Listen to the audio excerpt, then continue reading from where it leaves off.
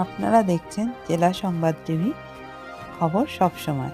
সে কথা কি এই নেতারা এসে, অমিত শাহ এসে, জেপি নাড্ডা এসে, স্মৃতি ইরানি এসে তারা কি বলছে নয়ডা শ্রমিকদের কি অবস্থা?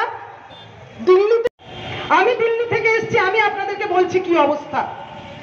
নয়ডায়, গুরুগ্রামে যে মডেলগুলো দেখিয়ে এখান থেকে বাংলা থেকে শ্রমিকরা যায় ঘরে কিছু টাকা পাঠাবো ভেবে 14 থেকে 16 ঘন্টা কাজ করতে হয়, ন্যূনতম মজুরিও পায় না। নির্বাচনী বন্ডের মাধ্যমে ভারতীয় ভোটারদের বলা হলো যে তুমি যে পার্টিটাকে ভোট দিচ্ছ, যে পার্টিটা তোমার সরকার চালাচ্ছে, সেই পার্টিটা কার টাকায় চলছে সেটা জানার অধিকার তোমার নেই, সেটা সরকার তোমাকে বলবে।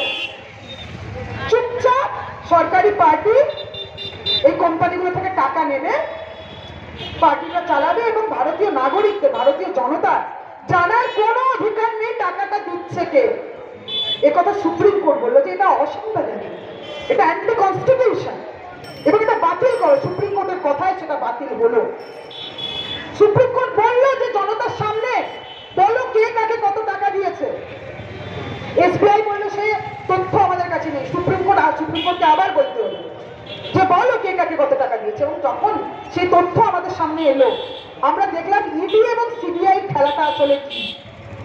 যে যে কোম্পানি দুদিন আগে ইডির নোটিশ খেয়েছে সেই কোম্পানি বিজেপিকে টাকা দিয়ে নিজের উপরে কেস সেটা উইথড্র করে নিয়েছে। গোটা দেশকে দেখানো হয়েছিল, রাষ্ট্রীয় মিডিয়ায় দিল্লির জাহাঙ্গীরপুরে বস্তিতে বুলডোজার চলল এবং রাষ্ট্রীয় মিডিয়ায় দেখানো হলো। আমাদেরকে এবং সিবিআই এরা কোনোদিনও ভুলেও, এবং ইনকাম ট্যাক্স এরা কোনোদিনও ভুলেও বিজেপির কোন নেতার দপ্তরে গিয়ে উঠতে পারেনি। এরা কোনোদিনও ভুলেও বিজেপিকে লক্ষ্য। আমি পিনাকি চক্রবর্তী, আপনারা দেখলেন জেলা সংবাদ টিভি খবর। কেমন লাগছে আমার চ্যানেলের অনুষ্ঠান?